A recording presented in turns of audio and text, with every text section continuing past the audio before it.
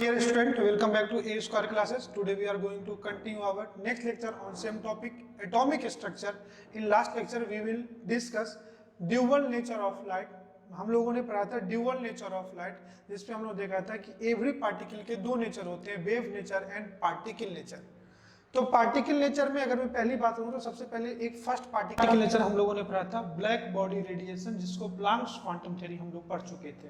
अगर आप बात करोगे ड्यूअल नेचर ऑफ लाइट में तो एवरी पार्टिकल के दो नेचर होते हैं, मैं आपको बता रहा हूं।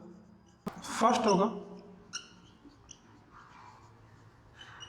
वेव नेचर और दूसरा होगा पार्टिकल नेचर। जो वेव नेचर है वो आप फिजिक्स में पढ़ोगे, ऑप्टिक्स में यहाँ पे दो होता है डिफ्रैक्शन। तो ड्यूअल नेचर ऑफ में बात करूं तो फर्स्ट है वेव नेचर, जिसको इंटरफेरेंस और डिफ्रैक्शन बोलते हैं, और पार्टिकल नेचर में बात करूं क्वांटम थ्योरी, और दूसरा फोटोइलेक्ट्रिक इफेक्ट बोलते हैं। तो पहला पार्टिकल नेचर में हम लोग प्लांक्स क्वांटम थ्योरी पढ़ चुके थे। प्लांक्स ने कहा था किसी भी, थोड़ा सा रिकॉल कर लेते हैं हम लोग, तो प्लांक्स ने कहा था किसी भी रेडिएशन की जो एनर्जी होगी these are directly proportional to their frequency. और इलेक्ट्रोमैग्नेटिक वेव से हम लोग पढ़ चुके थे कि कोई भी रेडिएशन होगा they are in the form of electromagnetic wave. और प्लांक्स ने कहा था energy of any radiation is directly proportional to their frequency nu, और हम लोग यहाँ पे देखते थे E is equal to H into nu, where H is called as Planck's constant.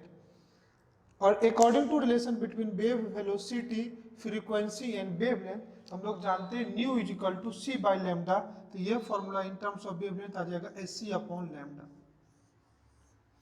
ये पार्ट हम लोग देख चुके हैं। अब इस फॉर्मूले में बात करोगे तो ऐसा यूनिट सिस्टम के साथ जाओगे तो E क्या है एनर्जी जो जूल में होगी, H क्या है प्लांक्स कांस्टेंट 6.626 10⁻34 ये जूल सेकंड, ये क्या होती है प्लांक कांस्टेंट की वैल्यू। C क्या है स्पीड ऑफ लाइट, और लैम्डा क्या है वेवलेंथ। इनको अगर हम एक दूसरे फॉर्मेट में लाए, मैं इधर लिखता हूँ, आप ध्यान से देखना, जो E है टू HC अपॉन लैम्डा। इस एनर्जी की बात करोगे तो इसकी वैल्यू होती है 6.626 10⁻34, ये जूल इंटू सेकेंड, ये प्लांक कांस्टेंट की वैल्यू है। सी की जो वैल्यू है 3 इंटू 10⁸8 मीटर पर सेकेंड है, अपॉन लैम्डा की जो वैल्यू है, लैम्डा ये किस में होती है मीटर में। अब ध्यान से देख लो, तो ये सेकंड कैंसिल, ये मीटर कैंसिल, तो एनर्जी किस में आ जाएगा जूल में। लेकिन हम लोग एनर्जी की एक नई यूनिट पढ़ते हैं इलेक्ट्रॉन वोल्ट, और हम लोग पढ़ते हैं 1 electron volt is equal to 1.6 into 10⁻19 joule.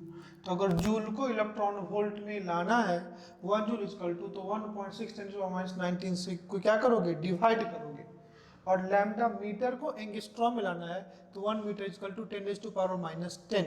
तो इस सारी वैल्यू को आप पुट कर दो 6.626 into 10⁻34 multiply 3 into 10⁻8 upon lambda angstrom में लाओगे तो 10⁻10 मीटर, लैम्डा मीटर से एंगस्ट्रॉम में लाओगे 10⁻10 हो जाएगा, और इनटू इस चीज को जूल को इलेक्ट्रॉन वोल्ट में लाना है तो 1.6 इंटू 10⁻19 इससे डिवाइड करोगे। जब इस वैल्यू से आप एनर्जी की वैल्यू निकालोगे तो एनर्जी आ जाएगा ऑलमोस्ट 1242 अपॉन 0, लेकिन लैम्डा यहाँ पे किस में, ये इलेक्ट्रॉन वोल्ट में होगा।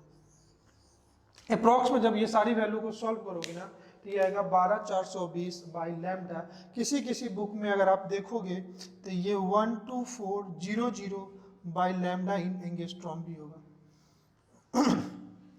तो जब भी हम लोग प्लांक्स क्वांटम थ्योरी की बात करते हैं तो या तो HC बाई लैम्डा, तो वो जूल में एनर्जी होगी, लेकिन वहाँ पे जो वेवलेंथ है वो मीटर में आएगा, या हम लोग 12400 बाई लैम्डा यहाँ पे क्या जाएगा एंगस्ट्रॉम में आएगा। तो ये बस छोटा सा मैंने प्लांक्स क्वांटम थ्योरी आपको रिकॉल कराया। फिर दूसरी चीज मैंने आप हम लोग पढ़ रहे हैं फोटो इलेक्ट्रिक इफेक्ट। तो हम लोग का ड्यूअल नेचर ऑफ लाइट में दोनों पार्टी के नेचर 1 by 1 क्या हो जाएगा, कंप्लीट हो जाएगा। तो today our topic is photo electric effect. आज हम लोग इसी छोटे से टॉपिक को पढ़ेंगे, बड़े आराम से 1 by 1 देखते हैं कि बेसिकली फोटो इलेक्ट्रिक इफेक्ट है क्या। तो फोटो इलेक्ट्रिक इफेक्ट को पढ़ाने से पहले बच्चों मैं दो चीज आपको पढ़ाता हूँ, ionisation energy and bond energy, bond dissociation energy. कि किसी एटम से इलेक्ट्रॉन निकालने में, अगर आयोनाइजेशन का मतलब समझना कि अगर कोई सोडियम मेटल है, पहले मैं ब्लैक बोर्ड क्लीन करता हूँ फिर आगे पढ़ाता हूँ। इसके डिफिनेशन पार्ट को हम लोग लास्ट में देखेंगे, पहले आप इस चीज को समझो आयोनाइजेशन एनर्जी बेसिकली है क्या। तो आयोनाइजेशन एनर्जी कहता है कि अगर कोई न्यूट्रल एटम है, एटॉमिक स्ट्रक्चर के सेकंड या थर्ड लेक्चर में हम लोग देख चुके थे कि if atom loses it's electron they will form cation. तो अगर कोई एटम अपना इलेक्ट्रॉन लूज कर रहा है, बड़े ध्यान से देखना, तो वो क्या कर रहा होगा, वो अपना क्रॉसपॉन्डिंग कैटायन बन रहा है।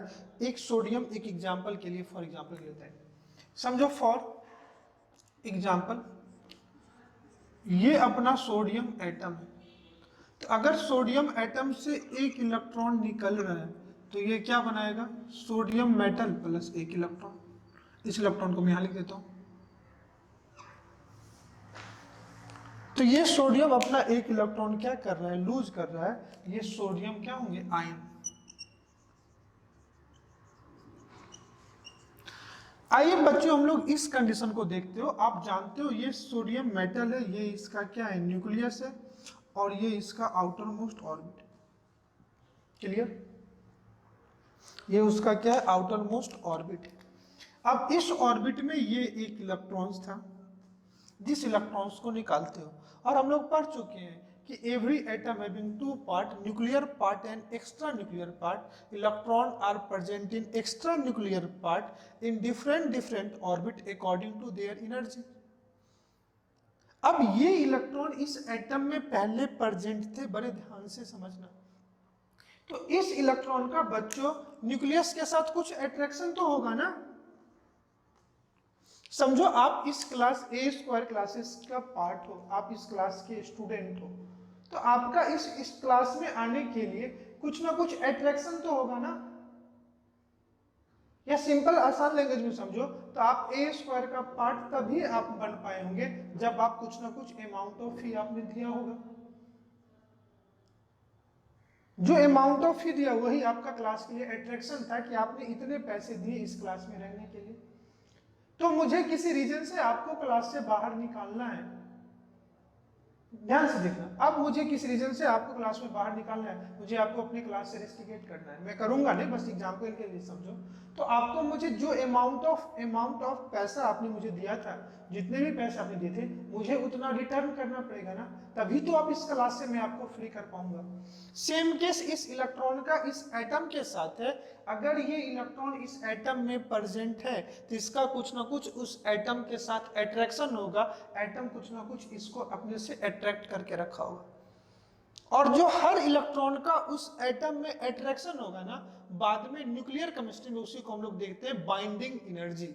बाद में न्यूक्लियर केमिस्ट्री में उसी को क्या देखेंगे, बाइंडिंग एनर्जी। मतलब हर एक इलेक्ट्रॉन का अपना एक कुछ ना कुछ बाइंडिंग एनर्जी है। ऐसे नहीं एक इलेक्ट्रॉन बेवजह उस एटम में पड़ा होगा। आप चाहते क्या हो कि इस इलेक्ट्रॉन को बाहर निकाल, तो इस इलेक्ट्रॉन को बाहर निकालने के लिए आपको क्या करना पड़ेगा, उतना अमाउंट ऑफ एनर्जी देना पड़ेगा जितने में ये इलेक्ट्रॉन कहां चला जाए, बाहर चला जाए। ध्यान से देखना। तो अब आप क्या कर रहे हो, इस अट्रैक्शन को तोड़ने के लिए ना कुछ अमाउंट ऑफ एनर्जी दे रहे हो। अब ध्यान से देखना, आप अमाउंट ऑफ एनर्जी दे रहे हो तो क्या करोगे कि आप ऐसा थोड़ी है कि 1-2 जूल एनर्जी लाए और इसको दे दिया। जब भी एनर्जी का ट्रांसफर होगा तो किसी न किसी फॉर्म में होगा। और हम लोग इलेक्ट्रोमैग्नेटिक वेव में पढ़ चुके हैं, all the transition are in the form of electromagnetic wave and wave having energy is equal to h nu, Planck constant से देख चुके हैं। तो समझो आप इसको कुछ ना कुछ ई एनर्जी दे रहे हो। एनर्जी ऑफ ईपी लिख देता हूं, एनर्जी ऑफ फोटोन, क्योंकि इसमें फोटोन से कराओगे ना। क्योंकि किसी भी रेडिएशन में जो उसके सबसे स्मॉलेस्ट पार्टिकल होंगे उसी को क्या बोलते हैं, फोटोन। तो कोई बॉडी एनर्जी लॉस या गेन भी करेगा, they are in the form of photon के फॉर्म्स में करेगा। ठीक है, अब ध्यान से देखना, ये जो एनर्जी ऑफ फोटोन है अगर इस बाइंडिंग एनर्जी से ज्यादा होगा तो इलेक्ट्रॉन क्या होगा, आयोनाइज होगा। इलेक्ट्रॉन क्या होगा, आयोनाइज होगा। आप इतना समझ में आ रहा है ना। अब समझो, एक एग्जांपल के तौर पे समझने के लिए मैं इस चीज को थोड़ा सा और डिस्कस करता हूं। इसी में एग्जांपल लेते हैं कि समझो इस इलेक्ट्रॉन की एक वैल्यू मैं एज्यूम कर लेता हूं, 288 किलो जूल पर मोल दिया हुआ है, 288 किलो जूल पर मोल दिया है। तो अब आपसे क्वेश्चन ये भी पूछ सकता है आयोनाइजेशन एनर्जी के टर्म्स में कि इसको कितना एनर्जी दे, ध्यान से देखना, इसको कितना एनर्जी दे कि ये इलेक्ट्रॉन को आयोनाइज कर दे। तो एनर्जी दोगे मतलब ये जो एनर्जी है आप दो ही फॉर्म में दे सकते हो, E इज इक्वल टू या तो h न्यू या hc अपॉन लैम्डा, जिसको हम लोग यही बोल सकते हैं।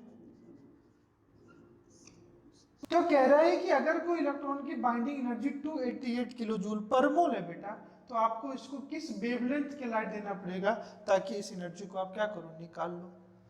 तो अब मैं क्या करता हूं, इस एनर्जी को मैं इक्वल कर देता हूं 12,400 इतना अपॉन लैम्डा इन एंगस्ट्रॉम। अब देखना, ये एनर्जी किलो जूल पर मोल में और ये एनर्जी इलेक्ट्रॉन वोल्ट में है। और मैं आपको पढ़ा चुका था एटॉमिक स्ट्रक्चर के सेकेंड लेक्चर में कि 1 electron volt is equal to 96 kilo joule per मोल।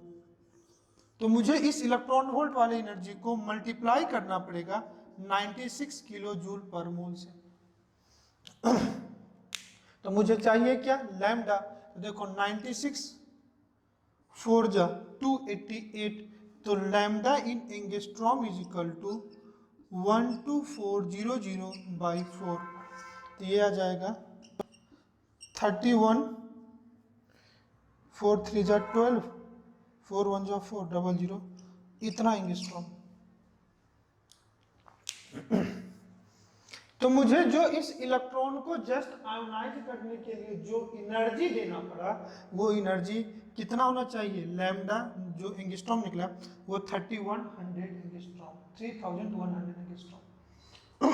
अब आप जानते हो कि जो एनर्जी होती है E is inversely proportional to wavelength. तो मुझे ये जो एनर्जी है ये मिनिमम एनर्जी है ना। अब इस रेडिएशन की एनर्जी 288 की जगह 289 किलो जूल दे दूं तो भी इलेक्ट्रॉन आना होगा, 300 दे दूं तो भी आना होगा। मिनिमम कितना देना पड़ेगा, तो मिनिमम एनर्जी जो देना पड़ेगा 288 किलो जूल देना। और एनर्जी के मिनिमम होने के लिए लैम्डा क्या होगा, मैक्सिमम होगा। तो अगर ये एनर्जी मिनिमम है बेटा तो लैम्डा आपका क्या होगा, मैक्सिमम। तो अब आपको अगर सोचो ना कि मिनिमम इतना एनर्जी देना पड़ेगा, तो एनर्जी मिनिमम कितना होगा, ध्यान से समझना इसमें। तो जो एनर्जी ऑफ फोटोन है ये ग्रेटर देन और equal to 288 kilo joule per mole होगा। ध्यान से देखो, इससे ज्यादा कुछ लो तो लैम्डा क्या होगा, मैक्सिमम। तो लैम्डा की जो वैल्यू होगी ये लैम्डा एंगस्ट्रॉम मैक्सिमम होगा, लेस देन और इक्वल टू कितना, 3100 एंगस्ट्रॉम। जो लैम्डा की वैल्यू है 3100 एंगस्ट्रॉम से छोटी जितने भी वैल्यू लैम्डा के रखोगे वेवलेंथ, ये इस इलेक्ट्रॉन को क्या करेगा, जस्ट आयोनाइज कर देगा। तो तीन केस हो सकता है कि अगर ध्यान से देखना इसी केस में कि अगर energy of photon is less than 288 kilo joule per mole, अगर इससे छोटा है तो इलेक्ट्रॉन विल नॉट आयोनाइज। जो इलेक्ट्रॉन है बेटा ये इलेक्ट्रॉन विल नॉट, जो energy of photon equal to अगर हो जाए 288 किलो जूल पर मोल के, तो मैं कह सकता हूं इलेक्ट्रॉन जस्ट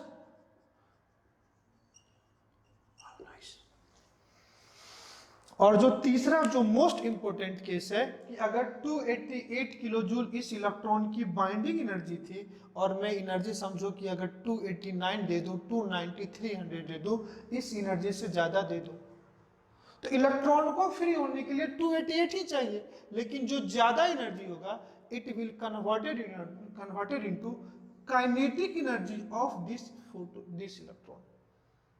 तो अगर आप एनर्जी ऑफ फोटोन अगर आप ज्यादा दे दिए बेटा 288 किलो जूल पर मोल से, तो मैं कहूंगा electron will ionise and move with some kinetic energy.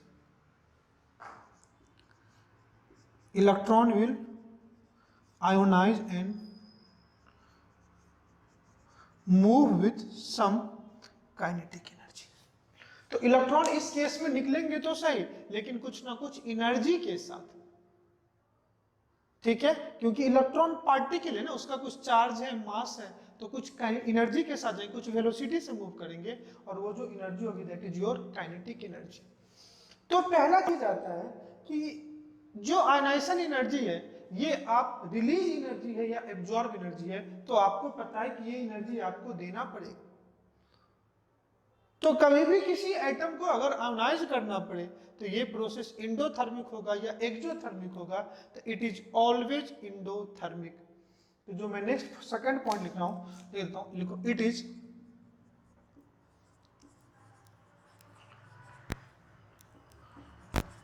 Always endothermic process. तो आप इसको लिख लो अच्छे से, फिर मैं इस पे इसका डिफिनेशन करा देता हूं, ठीक है। डिफिनेशन लिख लो, डिफिनेशन लिख लो। यहां पे मैं क्या बोलूं, the minimum amount of energy required, या ये बोलूं the maximum amount of energy required. Simple सी चीज है बेटा कि इस इलेक्ट्रॉन को निकालने के लिए 288 भी दोगे तो इलेक्ट्रॉन निकल जाएगा, और 400 किलो जूल पर मोल दोगे तो भी निकल जाएगा। तो मिनिमम आपको इतना देना पड़ेगा, लिखना the minimum amount of energy, the minimum amount of energy required to remove an electron permanently, minimum amount of energy required to remove an electron permanently from their isolated gaseous atom, from their isolated gaseous atom। तो ये जो sodium metal जिससे electron निकाल रहे हो, तो ये gas के फॉर्म में होना चाहिए और आइसोलेटेड फॉर्म में होना चाहिए, तभी इसको आयनाइजेशन एनर्जी बोलोगे। Minimum amount of energy required to remove an electron permanently from their gaseous isolated atom। Second point बच्चों लिखना इसमें, it is always endothermic, it is always endothermic and successive ionization energy always increases, and successive ionization energy always increases। Successive का मतलब हुआ कि अगर sodium से एक इलेक्ट्रॉन निकाल ले तो सोडियम आयन बना, फिर सोडियम आयन से वापस एक इलेक्ट्रॉन मिलाओ तो Na+2 मिला। तो यहाँ पे जो एनर्जी है वो आयनाइजेशन एनर्जी 1, और यहाँ जो एनर्जी है वो IE2 है, तो IE2 always greater than IE1, IE2 always greater than IE1। Simple है, यही बेसिकली सिंपल डिफरेंस। तो कभी कभी क्वेश्चन पूछ जाते हैं कि कितना परसेंट ऑफ एनर्जी जो इंसिडेंट फोटोन की एनर्जी है, अगर वो ज्यादा हो जाए किससे, बाइंडिंग एनर्जी से, बाइंडिंग एनर्जी और इस इलेक्ट्रॉन को निकालने के लिए जो एनर्जी है उसी को बाइंडिंग एनर्जी बोल रहे हैं। तो अगर आपसे पूछे percentage of energy which is converted into kinetic energy कैसे निकालते हैं, तो इसका सिंपल सा फॉर्मूला है, मैं इसको मिटाऊं क्या, मैं यहां लिख देता हूं, of energy converted into kinetic energy is equal to energy of photon minus binding energy upon energy of photon multiply by kinetic energy. तो जो आप इंसिडेंट फोटोन की एनर्जी है उसमें से बाइंडिंग एनर्जी हमने 288 किलो जूल लिया था उसको माइनस कर दो upon energy of photon into 100। तो अब बताओ आपको आयोनाइजेशन एनर्जी समझा या नहीं समझा? तो सिंपल, अगर किसी एटम से इलेक्ट्रॉन को निकाल रहे हो तो उस इलेक्ट्रॉन जिस ऑर्बिट में है उसका जो बाइंडिंग, इलेक्ट्रॉन जिस ऑर्बिट में है तो वहां पे रहने के लिए उसने कुछ ना कुछ एनर्जी उसके साथ, एटम के साथ अट्रैक्शन होगा। उस अट्रैक्शन से ज्यादा एनर्जी दे दो तो इलेक्ट्रॉन क्या होगा? आयोनाइज हो जाएगा। अगर उसके बराबर दो तो जस्ट आयोनाइज होगा, उससे कम दो तो इलेक्ट्रॉन जाएगा ही नहीं, और उससे ज्यादा दो तो कुछ काइनेटिक एनर्जी के साथ जाएगा। ठीक है, इसी से रिलेटेड एक मिलता जुलता कॉन्सेप्ट है बॉन्ड एनर्जी। ठीक है, तो आओ इसी से रिलेटेड कॉन्सेप्ट एक में पढ़ाता हूं, bond energy in terms of kinetic energy. फिर आपको यही चीज समझ में आ जाएगा फोटो इलेक्ट्रिक इफेक्ट में काफी अच्छे से।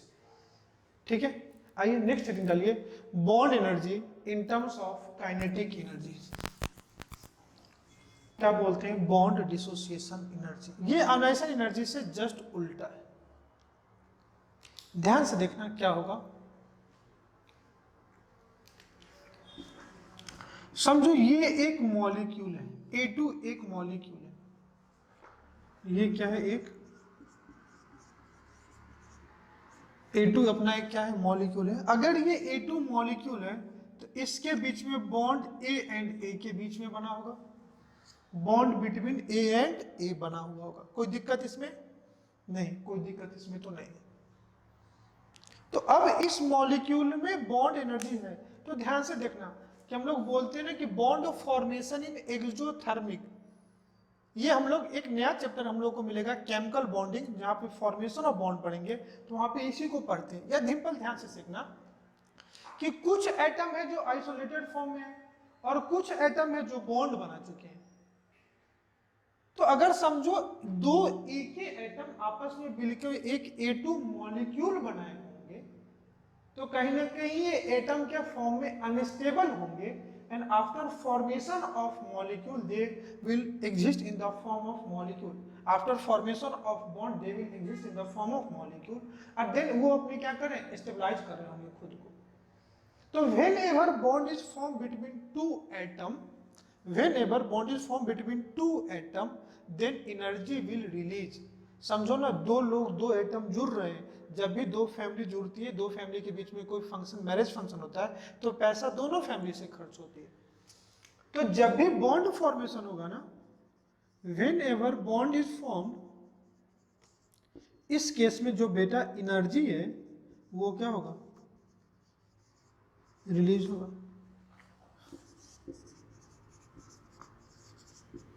Whenever bond is formed, energy will release। तो जब भी बॉन्ड बनेगा तो एनर्जी क्या होगा? रिलीज होगा। अब आप इस बॉन्ड को तोड़ रहे हो, अब इस बॉन्ड को क्या कर रहे हो? तोड़ रहे हो। क्यों? तो जब भी किसी बॉन्ड का फॉर्मेशन होगा तो नेचर में कौन से बॉन्ड कब बने आप उसकी एनर्जी को कैलकुलेट नहीं कर सकते, क्योंकि कौन सा बॉन्ड जहां बना होगा, जिस टाइम जिस प्लेस पे, वहां पे वो एनर्जी रिलीज कर चुका होगा। तो आप क्या करो? उस बॉन्ड को तोड़ के देखो, और उसके बॉन्ड को ब्रेक करने में जो अमाउंट ऑफ एनर्जी रिक्वायर होगी, क्योंकि बॉन्ड बनते टाइम बॉन्ड क्या हुआ? एनर्जी रिलीज हुआ। तो अब उस बॉन्ड को आप तोड़ रहे हो तो एनर्जी कंज्यूम होगा, और जितना अमाउंट ऑफ एनर्जी कंज्यूम होगा उसी को अपन क्या बोलते हैं? Bond energy. तो समझो ये बॉन्ड जितना एनर्जी फॉर्मेशन के टाइम पे रिलीज किया होगा उसी को अपन क्या बोलते हैं? Bond energy. एज्यूम कर लेते हैं कि इसका जो बॉन्ड एनर्जी है,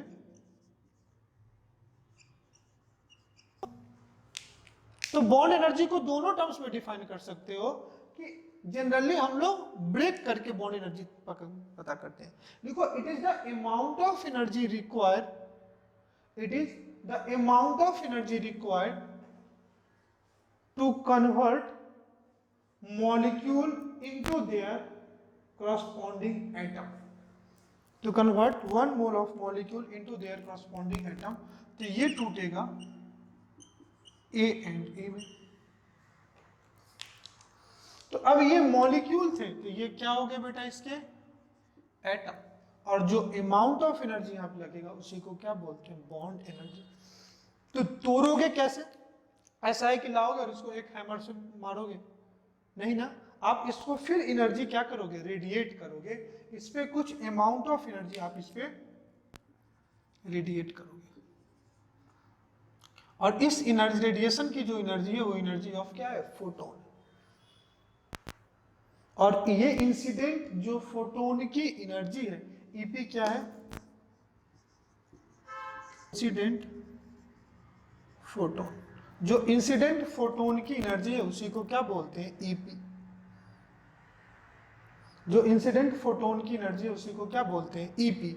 अब सोचो बॉन्ड कब टूटेगा, वापस से उसी के जैसा कहानी है ना। और अगर ये दोनों आप समझ गए तो आपको फोटो इलेक्ट्रिक इफेक्ट इतने अच्छे से समझ में आएगा ना कि आप सोच नहीं पाओगे। तो क्या होगा कि अगर ये बॉन्ड कब टूटेगा, तो जो इंसिडेंट फोटोन की एनर्जी है वो अगर x किलो जूल पर मोल से ग्रेटर हो जाए या इसके बराबर हो तो बॉन्ड टूटेगा। तो पहला केस देखना कि जो एनर्जी ऑफ इंसिडेंट फोटोन है ये लेस देन x है, तो क्या बॉन्ड टूटेगा, नहीं टूटेगा बेटा। इस केस में अपन कह सकते हैं बॉन्ड विल नॉट। दूसरा case, energy of photon is equal to x, इस केस में बॉन्ड विल ब्रेक। और जो एनर्जी ऑफ फोटोन है वो ग्रेटर देन x, तो अब इस केस में क्या हो गया कि जो एनर्जी ऑफ फोटोन आ रही है वो x से बड़ा है, तो बॉन्ड तो टूटेगा लेकिन ये जो एटम जा रहे हैं ना वो कुछ ना कुछ एनर्जी के साथ बाहर निकलेंगे, और उसी एनर्जी को जो पार्टिकल की जो एनर्जी मूव करने से होती है that energy is called as kinetic energy. तो इस केस में बॉन्ड तो टूटेंगे, बॉन्ड एनर्जी, इस केस में बॉन्ड तो टूटेंगे लेकिन उसके साथ साथ उसकी कुछ ना कुछ क्या होगी बच्चों, काइनेटिक एनर्जी होगी। ठीक है, तो फिर इस केस में भी वही फॉर्म हो सकता है कि कितना एनर्जी काइनेटिक एनर्जी में कन्वर्ट होगा। तो क्या कर सकते हो, bond energy of photon minus bond energy upon energy of photon into 100। अगर आपसे वापस से पूछे कि percentage of energy converted into kinetic energy, तो इसका फॉर्मूला हो जाएगा energy of photon minus x upon energy of photon into 100। कोई दिक्कत, अब आपको समझाऊंगा। चलो इसमें एक और केस में करा रहा हूं, आप ध्यान से देखना, इस पे भी समझने के लिए बेटा बहुत कुछ है, आप ध्यान से देखना। समझो ये जो एनर्जी ऑफ फोटोन है, ध्यान से सोचना बेटा, ये जो एनर्जी ऑफ फोटोन है ये x किलो जूल से कम है। तो थोड़ा प्लांक कांस्टेंट को हम लोग रिकॉल करते हैं कि कभी भी ट्रांसफर ऑफ एनर्जी होगा, कोई भी रेडिएशन होगा, एनर्जी किसी भी फॉर्म में ट्रांसमिट करेगा, they are in the form of photon, and photon is the smallest particle of light. इस एनर्जी की जो स्मॉलेस्ट छोटी यूनिट होती है ना बच्चों, उसी को क्या बोलते हैं, क्वांटम। और जब भी जो टोटल एनर्जी का ट्रांसफर होगा ना तो integral multiple of energy of that smallest photon, that is integral multiple of that quantum. अगर समझो स्मॉलेस्ट क्वांटम की एनर्जी मैं ले लेता हूं, कुछ अलग से कोई अल्फाबेट ले लेता हूं, समझो y है, तो जो भी एनर्जी होगी ना वो integral multiple of that y ही होगी, या तो 1y होगी, 2y होगी, 3y होगी, 4y होगी। समझ में आया, इतना तक क्लियर हुआ, इसको समझ सकते हैं। तो बॉन्ड एनर्जी क्या था कि किसी भी दो मॉलिक्यूल के बीच में अगर बॉन्ड बना हुआ है तो उस मॉलिक्यूल को तोड़ने के लिए जो अमाउंट ऑफ एनर्जी रिक्वायर्ड होगी that amount of energy is called as bond energy.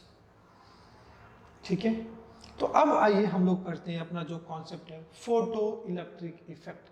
Heading डालिए photo electric effect. Photo electric effect, ना कोई डेफिनेशन कुछ भी नहीं, पहले आप समझो फोटो इलेक्ट्रिक इफेक्ट क्या है, ये फेनोमेना क्या है। समझो अगर कोई मेटल सरफेस है, जैसे हम लोगों ने देखा आयोनाइजेशन एनर्जी, किसी भी आइसोलेटेड गैसियस एटम से अपन क्या कर रहे थे, इलेक्ट्रॉन को निकाल रहे। तो वो जो आइसोलेटेड गैसियस एटम होगा वो भी तो किसी एलिमेंट का ही होगा ना जी।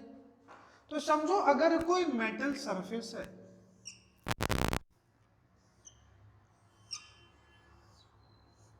It is the small piece of metal, तो आप क्या कर रहे हो कि इस कोई भी स्मॉल पीस ऑफ मेटल जो मेटल सरफेस है उस पे किसी लाइट का आप लाइट से एक्सपोज कर रहे हो, मतलब उस पे किसी लाइट को क्या करा रहे हो, रेडिएट करा रहे हो। ठीक है, तो होगा क्या, ये कोई भी एक मेटल सरफेस है और इस पे किसी हम लोग लाइट को रेडिएट करा रहे हैं।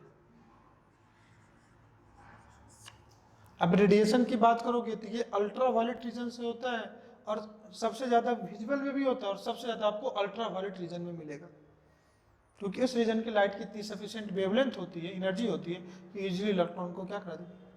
तो होगा क्या कि इस मेटल सरफेस पे क्या प्रेजेंट होगा, इलेक्ट्रॉन। तो इस मेटल सरफेस पे जो इलेक्ट्रॉन होगा ना उसको एनर्जी मिलेगी। तो electron which is present on metal surface, electron which is present in the metal surface, it absorb the energy which is coming out from radiation in the form of photon, और इसकी जो energy होगी EP energy of photon बोलेंगे। और ये जो energy होगी तो it is directly proportional to frequency, तो जो EP है ये कितना h न्यू या ये hc अपॉन लैम्डा के बराबर होगा क्या, तो ये जो इलेक्ट्रॉन है ये एनर्जी को लेकर के बच्चों एक्साइट होंगे, तो इसकी एनर्जी बढ़ेगी और बढ़ते बढ़ते अगर ये एनर्जी इसकी बाइंडिंग एनर्जी के बराबर हो जाए तो इलेक्ट्रॉन क्या करेंगे, उस मेटल सरफेस को छोड़ के बाहर आ जाएंगे। अब आपको पता है मैं बोल रहा हूँ मेटल इस मेटल सरफेस को छोड़ के बाहर क्यों आ रहे हैं, क्योंकि आयोनाइजेशन एनर्जी बढ़ चुके हैं। तो आप इसको दे क्या रहे थे, किसी लाइट को पास करा रहे थे, किसी वेव को दे रहे थे, और यहाँ से इजेक्ट क्या होंगे, तो यहाँ से बच्चों जो इजेक्ट होंगे ये इलेक्ट्रॉन्स होंगे। यहाँ से जो इलेक्ट्रॉन इजेक्ट होंगे वो यहाँ से जो इलेक्ट होंगे वो क्या होंगे, इलेक्ट्रॉन, और इलेक्ट्रॉन का कुछ ना कुछ मास है तो आपको क्या मिलेगा, पार्टिकल। तो आप दे क्या रहे थे, तो यहाँ पे पास करा रहे थे वेव को, और मिला क्या, पार्टिकल, मिला क्या, पार्टिकल। तो ये जो इजेक्टेड इलेक्ट्रॉन है, ये जो इजेक्टेड इलेक्ट्रॉन है इसी को क्या बोलते हैं, फोटो इलेक्ट्रॉन्स, और इस फेनोमेना को बोलते हैं photo electric effect.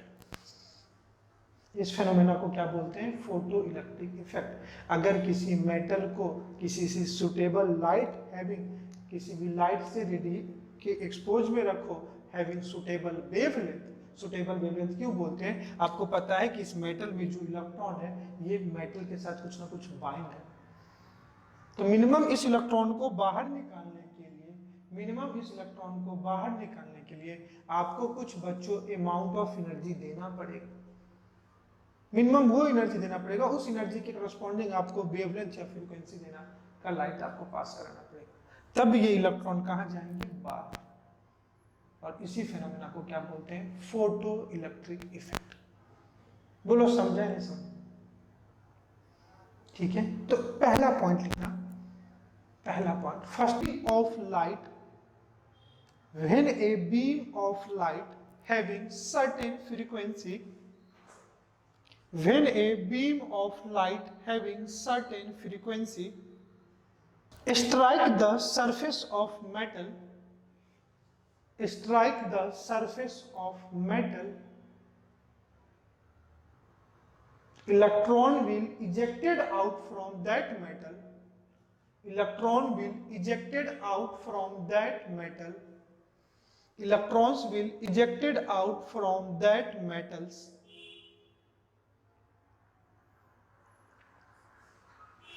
this phenomena is called photoelectric effect. This phenomena is called photoelectric effect. And the electrons are called photoelectrons. And the electrons are called photoelectrons. Metal which is generally used as a photoelectric material, metal which is used as a photoelectric material having low ionization energy. Low ionization energy मतलब उसकी electron की उस metal के साथ binding energy क्या होनी चाहिए, कम. लो having low ionization energy like cesium, rubidium, etc. cesium, rubidium, potassium, etc. हाँ, जो वन बाय वन में आपको समझा रहा हूं, समझो अगर इस एक इलेक्ट्रॉन की कुछ एज्यूम कर लेते हैं, यहां पे एक इलेक्ट्रॉन की जो कुछ बाइंडिंग एनर्जी,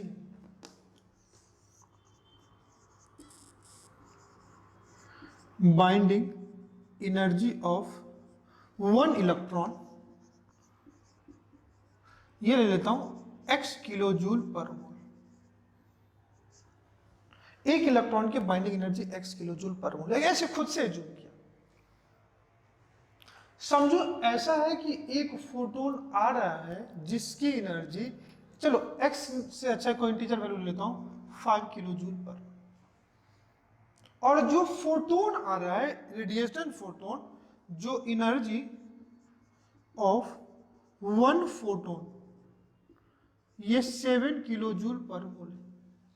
तो ऐसा नहीं है कि एक फोटोन आएगा और इसकी बाइंडिंग एनर्जी 5 किलो जूल है तो 5 किलो जूल एनर्जी इसको दे देगा और दूसरा 2 किलो जूल एनर्जी इसको निकाल देगा, नहीं. एक फोटोन अपने एनर्जी का ट्रांसफर एक ही इलेक्ट्रॉन के साथ कर सकता है. दूसरी चीज, और ऐसा नहीं है कि अगर कोई फोटो इलेक्ट्रॉन की एनर्जी 2 किलो जूल पर मोल हो जाए तो 3 फोटोन मिलकर के एक इलेक्ट्रॉन को निकालेगा, नहीं. ये जो collision between photon and electron होता है ना, वो 1:1 होता है. ये कितना हो सकता है, 1:1 हो सकता है. अगर कोई फोटो इलेक्ट्रॉन किसी इलेक्ट्रॉन से कंबाइंड कर रहा है जिसकी एनर्जी 5 किलो जूल से ज्यादा है, तो वो इलेक्ट्रॉन जो डिफरेंस इन एनर्जी है वो 2 किलो जूल एनर्जी के साथ बाहर जाएगा. लेकिन अगर कोई इलेक्ट्रॉन, फोटो इलेक्ट्रॉन जो 5 किलो जूल से कम एनर्जी के साथ आ रहा है, तो ऐसा नहीं कर सकता है कि दो फोटोन की एनर्जी मिल करके एक इलेक्ट्रॉन को निकालेगा, नहीं. दूसरी एक और बात कि ये जो फोटोन का जो इसके कोलिजन होगा और यहां से जो फोटो इलेक्ट्रॉन इजेक्ट होंगे, उनके बीच में कोई टाइम गैप नहीं होता है, कोई टाइम लैग नहीं होता है. तो थर्ड पॉइंट लिखना इस पे, lag between, there is no time lag between striking the beam to metal surface and ejection of electron from that metal surface. No time gap between striking the beam to the metal surface and ejection of electron from that metal surface. ठीक है. तो इसी phenomena को हम लोग ना एक photo cell में कराते हैं. इसी फेनोमेना को हम लोग ना बेटा एक फोटो सेल में कराते हैं. तो आइए जो आपकी बुक में डायग्राम है उस डायग्राम को मैं बनाता हूं.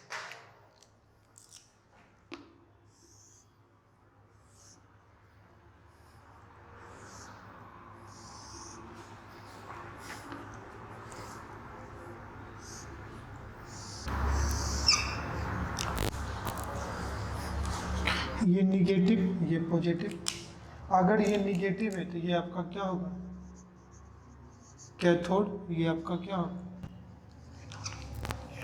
लाइट बीम को इजेक्ट करा रहे हैं तो इस पे कुछ क्या होगा, लाइट बीम.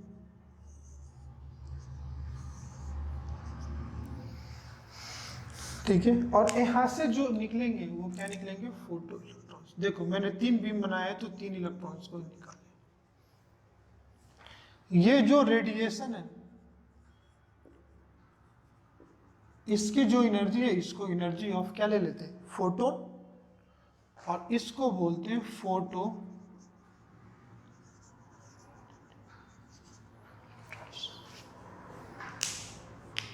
समझ में आया, इसको क्या बोलते हैं, photo electrons.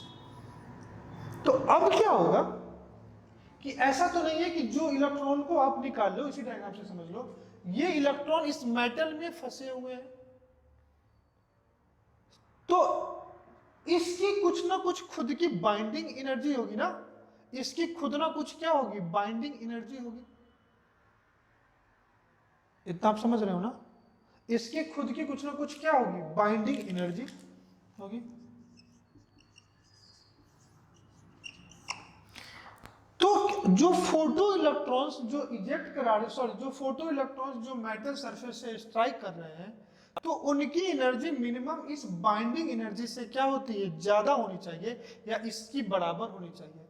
And the minimum amount of energy of striking photoelectrons which will eject a electron from metal surface, that energy is called as work function of that metal.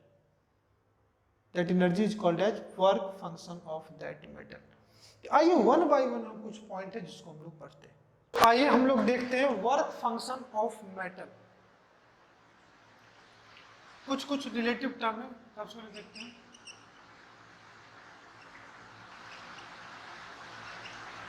Work function of metal, जिसको phi से represent करते हैं। ध्यान से समझ, जो ionisation energy में जो बाइंडिंग एनर्जी था, वहीं पे ये मेटल का क्या है, वर्क फंक्शन ऑफ मेटल है। सिंपल, किसी मेटल से आपको इलेक्ट्रॉन निकालना है तो मिनिमम उतनी अमाउंट ऑफ एनर्जी आप उस मेटल में दो कि इलेक्ट्रॉन जस्ट बाहर आ जाए, उतनी अमाउंट ऑफ एनर्जी दो कि इलेक्ट्रॉन जस्ट बाहर आ जाए, and that minimum amount of energy is called as work function of that atom. देखो वर्क फंक्शन में the minimum amount of energy,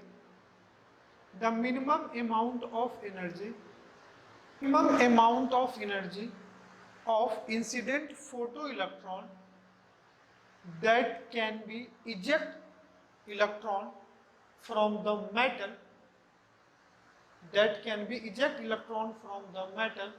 that is called as work function, of metal. Different metal have different work function. Different metal have different work function. Different metal have different work function. तो incident जो beam है उसकी energy कितनी है, EP क्या है,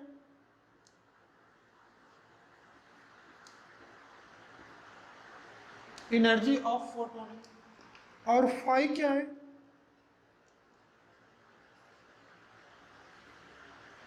work function of metals. तो अगर ये ईपी जो है ये लेस देन फाइ है, no photo electric effect,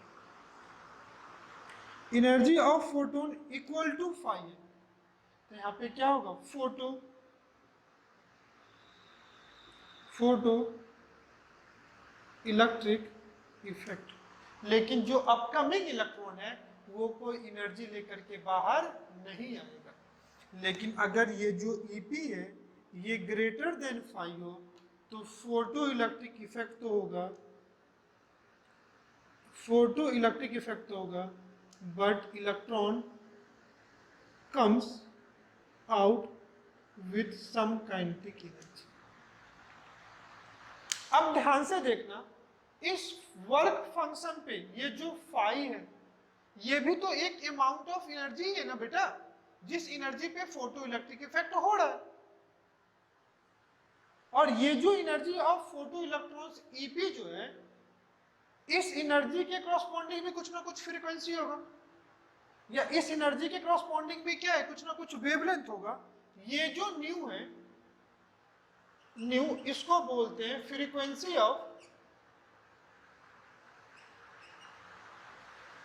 of radiation या फ्रीक्वेंसी ऑफ फोटो इलेक्ट्रॉन। और ये जो वेवलेंथ है ये वेवलेंथ ऑफ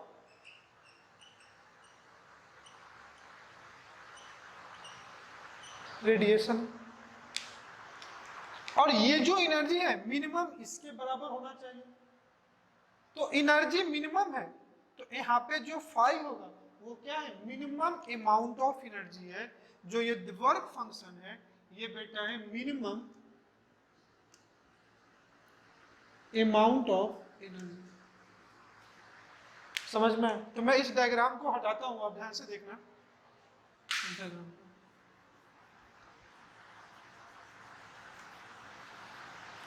ये भी आप लिख लिया होंगे, इसको डालता हूं। तो जो work function of metal phi है, ये मिनिमम अमाउंट ऑफ एनर्जी है। किसका? उस मेटल का मिनिमम इतना एनर्जी उसको चाहिए ताकि वो इलेक्ट्रॉन को दे दे। और इस मिनिमम एनर्जी पे जो न्यू होगा वो भी minimum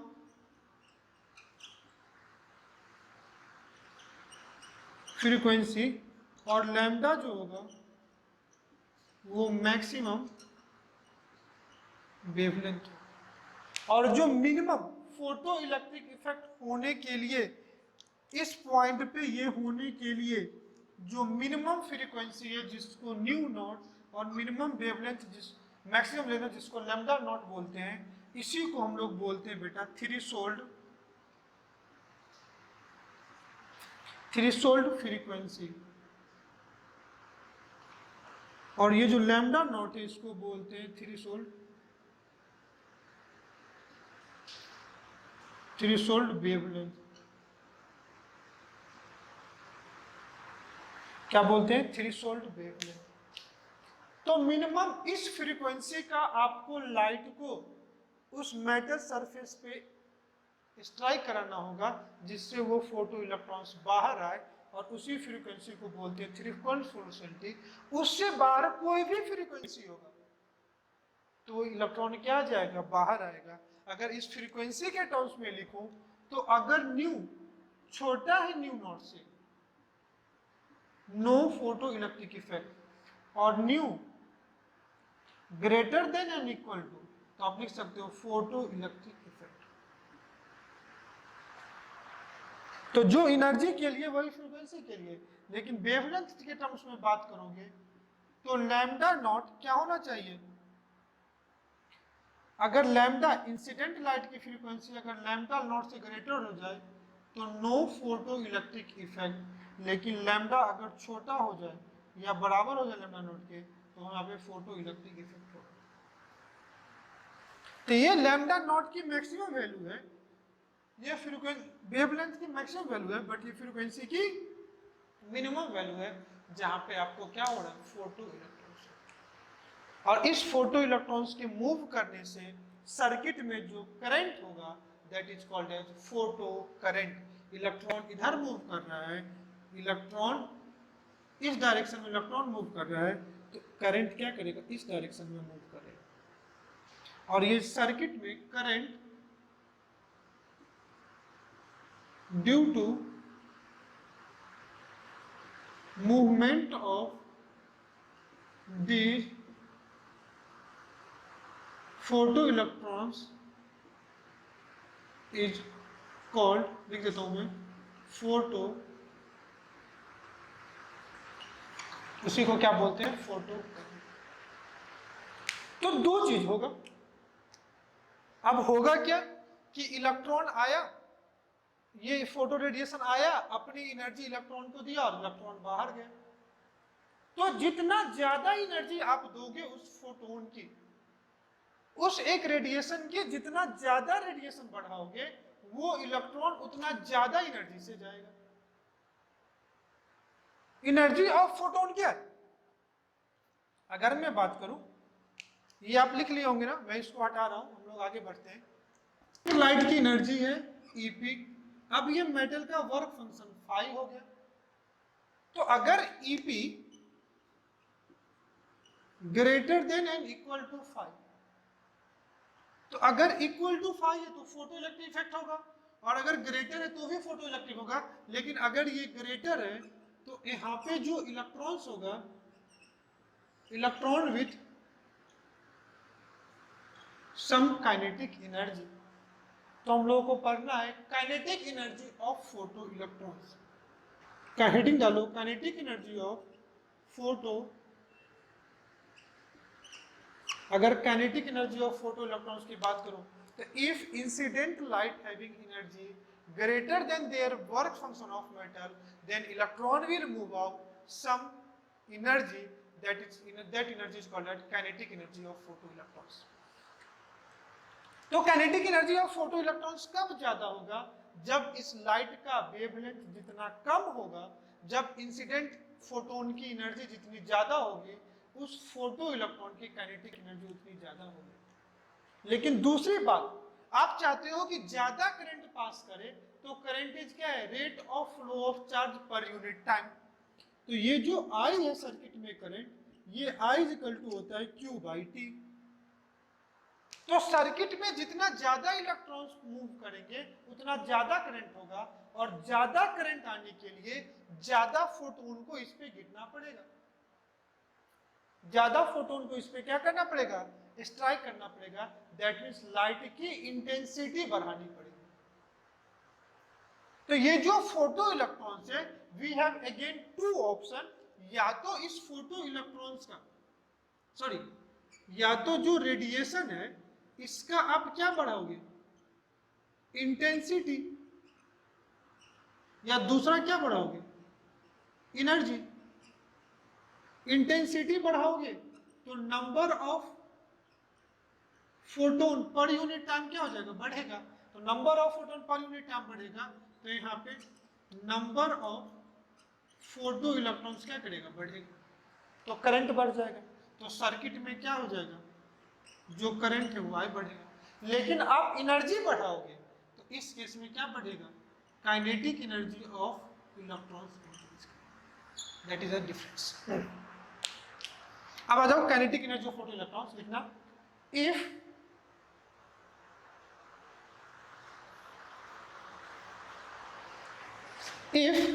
energy of photon is greater than their work function, if energy of photon is greater than their work function,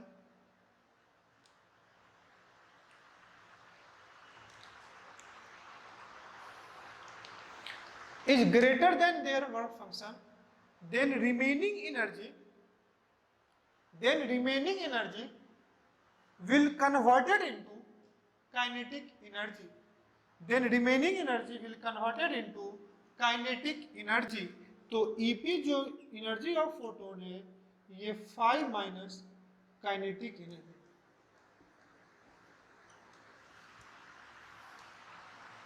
sorry, जो काइनेटिक एनर्जी होगा वो एनर्जी ऑफ फोटोन माइनस क्या हो जाएगा? Work function. ये इंसिडेंट लाइट की energy है, इसमें से वर्क फंक्शन को माइनस कर दो तो आपको काइनेटिक एनर्जी ऑफ क्या निकल जाएगा? Photo electrons.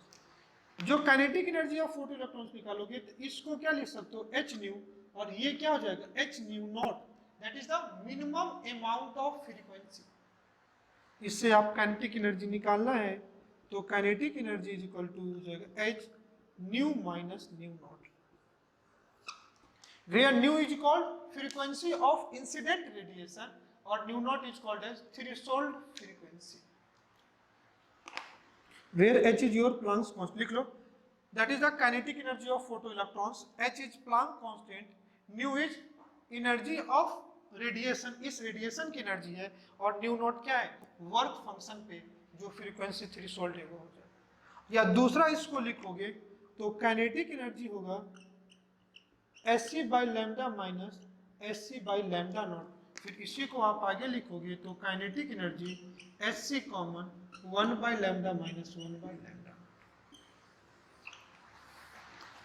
That is your kinetic energy. तो काइनेटिक एनर्जी कब ज्यादा होगा? ये तो मेटल का कांस्टेंट होगा, तो जितना ज्यादा ये होगा उतना ज्यादा ये होगा। तो या तो फ्रीक्वेंसी बढ़ा दो या वेवलेंथ कम कर दो। इंसिडेंट फोटोन की या तो फ्रीक्वेंसी बढ़ा दो या वेवलेंथ कम कर दो, जो फोटो इलेक्ट्रॉन की काइनेटिक एनर्जी क्या हो जाएगी? बढ़ जाएगी। तो नोट करके एक पॉइंट लिखना, this formula of kinetic energy, ऐसे लिखना कॉपी में नोट करके, the above formula of kinetic energy, इस फोटो इलेक्ट्रॉन्स में सबसे मैक्सिमम काइनेटिक एनर्जी, मिनिमम तो कम हो सकता है, जो इलेक्ट्रॉन मेटल के और अंदर होगा उसकी काइनेटिक एनर्जी उतनी कम होगी। The above formula of kinetic energy, the above formula of kinetic energy, the above formula of kinetic energy for maximum kinetic energy, the above formula of kinetic energy is applicable for maximum kinetic energy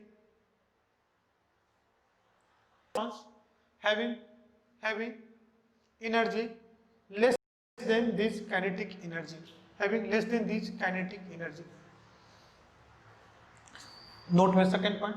The kinetic energy of photoelectrons is directly proportional to the kinetic energy of photoelectrons is directly proportional to energy of incident light or energy of frequency of incident light or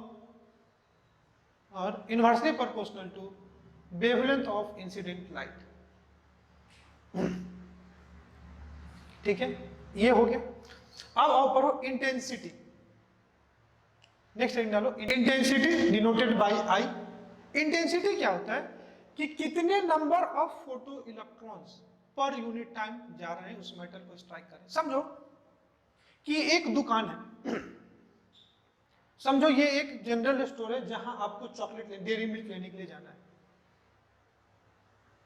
तो मैं कह रहा हूं rule है कि एक आदमी एक ही डेयरी मिल्क खरीद सकता है.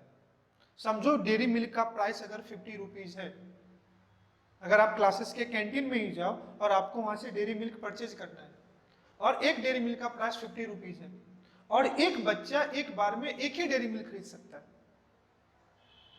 तो बच्चों के पास मिनिमम कितना पैसा होना चाहिए उस डेयरी मिल्क को परचेज करने के लिए? तो मिनिमम 50 रुपीज होना चाहिए. And the price of that Dairy Milk, जिससे वो दुकानदार से तुम्हारे पास आ जाएगा, that minimum price is called as that work function of Dairy Milk in canteen. और अलग अलग कैंटीन में डेयरी मिल्क अलग अलग प्राइस का मिल सकता है. लेकिन अगर किसी बच्चों के पास 49 रुपीज है, अगर इंसिडेंट लाइट की एनर्जी वर्क फंक्शन से कम हो जाए तो फोटो इलेक्ट्रिक नहीं होगी. चाहे आपके पास 50 हो या 100 हो या 500 हो या 1000 हो, तो भी आप डेयरी मिल्क खरीद सकते हो.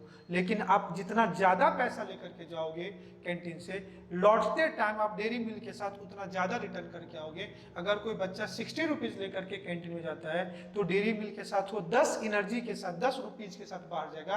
10 इज योर काइनेटिक एनर्जी. अगर आप 100 लेकर के जा रहे हो तो एक डेयरी मिल्क के साथ आप 50 रुपीज आपको एनर्जी के साथ आप वापस लौटोगे. अगर आप 500 लेकर के जा रहे हो तो 450 एनर्जी के साथ आप बाहर आओगे. ठीक है, तो यही मैं कह रहा हूं kinetic energy of photo electrons, जितना ज्यादा पैसा लेकर के आप कैंटीन जाओगे डेयरी मिल्क के साथ उतना ज्यादा पैसा लेकर के लौटोगे.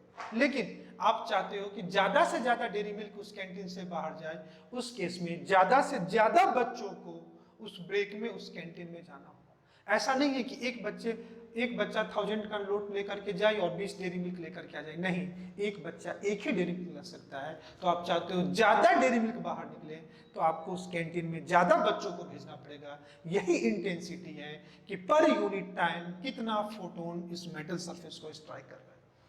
और जितना ज्यादा नंबर ऑफ फोटोन इसको क्या करेगा, स्ट्राइक करेगा, उतना ज्यादा इलेक्ट्रॉन बाहर जाएंगे, दैट मींस उतना ज्यादा करंट होगा. तो दो अलग अलग कॉन्सेप्ट है. एक कितना बच्चा कैंटीन में जा रहा है दैट इज इंटेंसिटी, और एक बच्चा कितना पैसा लेकर के लौटेगा दैट इज काइनेटिक एनर्जी. देखना intensity, it is defined as number of photon falling per unit time, number of photon falling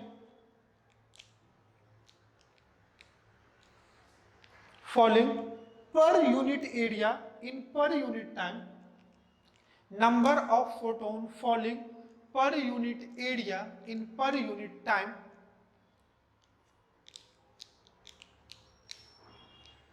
number of photon falling per unit area per unit time is called intensity of that radiation, is called intensity of that radiation. And intensity of radiation is directly proportional to क्या, photo current.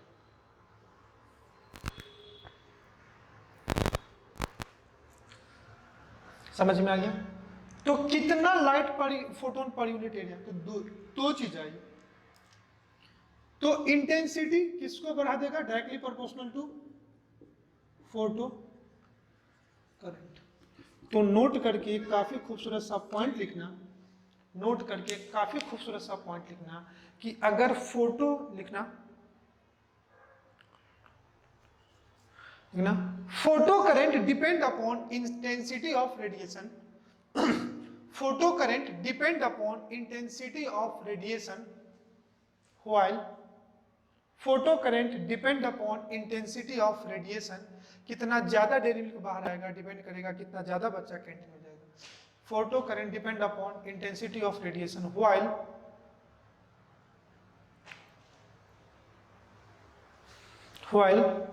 kinetic energy of photoelectrons, while kinetic energy of photoelectrons, kinetic energy of photoelectrons is depend upon frequency and wavelength of radiation. So directly proportional to frequency and inversely proportional to wavelength. Is directly proportional to frequency and wavelength of photoelectrons. समझ में ना? That is your photoelectric effect. तो अगर आपसे एक छोटा सा मैं ग्राफ प्लॉट करवा दूं,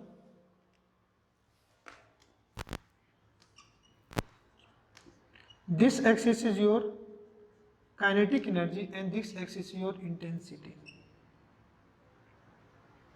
तो काइनेटिक और काइनेटिक एनर्जी और इंटेंसिटी पे कोई रिलेशन है? कोई रिलेशन नहीं है। इंटेंसिटी बढ़ा घटा भी दो तो काइनेटिक एनर्जी पे कोई फर्क नहीं पड़ेगा। लेकिन अगर काइनेटिक एनर्जी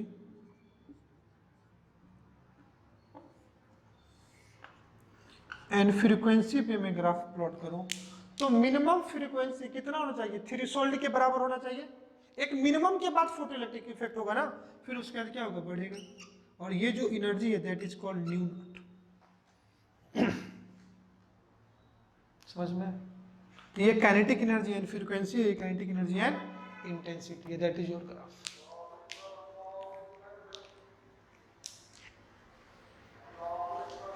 आई होप आपको पूरा समझ में आया होगा। एक फोटोन एक बार में एक ही इलेक्ट्रॉन के साथ स्ट्राइक करेगा, कोई शेयरिंग ऑफ एनर्जी नहीं होगी बिटवीन दो फोटोन एंड दो इजेक्टेड फोटो इलेक्ट्रॉन्स। हर मेटल की एक मिनिमम एनर्जी होगी जिसके बाद फोटो इलेक्ट्रिक एनर्जी होगा and the minimum amount of energy required for photo electric effect of metal that is called as their work function and at work function the minimum amount of energy correspond to that minimum frequency that is called threshold frequency and the minimum amount of energy that correspond maximum wavelength that is called as threshold wavelength. तो आप चाहते हो photo electric effect हो तो energy work function से ज्यादा होना चाहिए। जो इंसिडेंट लाइट की फ्रीक्वेंसी है वो थ्रेशोल्ड फ्रीक्वेंसी से ज्यादा होनी चाहिए और जो वेवलेंथ है वो थ्रेशोल्ड वेवलेंथ से कम होनी चाहिए। अगर उसके बराबर होगा तो इलेक्ट्रॉन जस्ट बाहर आ जाएगा, काइनेटिक एनर्जी जीरो हो जाएगा। If energy of incident light is equal to work function then photo electric effect is happen, but उसमें कोई फोटो करंट नहीं होगा, इलेक्ट्रॉन मूव नहीं करेंगे। Are you getting my point? That all about your photo electric effect. I hope काफी अच्छे से समझ में आया होगा। ठीक है, तो आइए कुछ क्वेश्चन इस पे हम कर लेते हैं, फिर आज का लेक्चर यहीं पे कंप्लीट करेंगे। नेक्स्ट क्लास में हम लोग स्टार्ट करेंगे बोर्स एटॉमिक मॉडल। बेस्ट एक क्वेश्चन देखते हैं। कह रहा maximum kinetic energy emitted photo electrons. मैं क्वेश्चन रीड कर देता हूँ। Maximum kinetic energy emitted photo electrons when photon of wavelength 410 nanometre. तो जो एनर्जी ऑफ रेडिएटेड फोटोन है, ध्यान से समझ लो, जो एनर्जी ऑफ रेडिएटेड फोटोन है इसका जो वेवलेंथ है वो 410 नैनोमीटर। कह रहा fall on a metal is 2 electron volt. और यहाँ से जो इलेक्ट्रॉन बाहर जा रहा है उसकी काइनेटिक एनर्जी 2 इलेक्ट्रॉन वोल्ट है। कोई दिक्कत? तो कह रहा है कैलकुलेट इस मेटल का वर्क फंक्शन बताओ, थ्रेशोल्ड फ्रीक्वेंसी, थ्रेशोल्ड वेवलेंथ बताओ। अब ये देखो नैनोमीटर में, ये इलेक्ट्रॉन वोल्ट में, तो पहले इंसिडेंट लाइट से एनर्जी निकाल ले। एनर्जी ऑफ फोटोन निकालोगे तो आ जाएगा Hc बाई लैम्डा, या दूसरा यहाँ पे लैम्डा गिवन है तो आप डायरेक्टली लगा दो 400/λ। लेकिन ये जो लैम्डा लेते हैं बेटा ये एंगस्ट्रॉम में लेते हैं, तो आप जानते हो 1 nanometre is equal to 10 angstrom. तो ये कितना हो जाएगा अपॉन 4100 ये एंगस्ट्रॉम। तो ये कैंसिल, तो ये आ जाएगा अप्रॉक्सीमेट 3 इलेक्ट्रॉन। तो जो इंसिडेंट फोटोन है उसकी एनर्जी 3 इलेक्ट्रॉन वोल्ट है, काइनेटिक एनर्जी 2 इलेक्ट्रॉन वोल्ट है। तो वर्क फंक्शन ऑफ मेटल क्या हो जाएगा, kinetic energy is equal to energy of photon minus work function. तो work function is equal to energy of photon minus kinetic energy. तो कितना आ जाएगा 3 - 2 ये 1 इलेक्ट्रॉन वोल्ट आ जाएगा। That is your work function of metal. अगर metal का work function बेटा निकल गया, यहाँ पे मैं इसको लिख देता हूँ 3 इलेक्ट्रॉन वोल्ट। और अगर मेटल का वर्क फंक्शन आपने कैलकुलेट कर लिया बेटा, तो वर्क फंक्शन पे लगा दो लैम्डा नॉट। तो वर्क फंक्शन कितना है 1 इलेक्ट्रॉन वोल्ट। तो 1 is equal to 12400/λ in angstrom. तो lambda is equal to 12400 angstrom. This will be your answer. और लैम्डा निकल गया, तो lambda is equal to nu is equal to c by lambda. तो lambda naught is equal to c by frequency into naught. Frequency चाहिए ना इस case में, हाँ तो डाल दो। तो 3 × 10⁸ अपॉन बेटा ये 12400, ये एंगस्ट्रॉम को मीटर में लाओगे तो 1 angstrom is equal to 10⁻⁻10 metre. तो इंटू 10⁻⁻10, -10 ऊपर जाएगा तो कितना हो जाएगा +10। 1 angstrom is equal to 10⁻10 metre. तो ये ऊपर जाएगा तो कितना हो जाएगा, देखो तो ये आ जाएगा 3/1 10 और ये 2 कितना हो जाएगा 10⁻12। तो ये 10⁻⁻4 ये metre per second. This will be your answer. कुछ नहीं था इसमें, kinetic energy of photo electron 2 electron volt दिया हुआ था।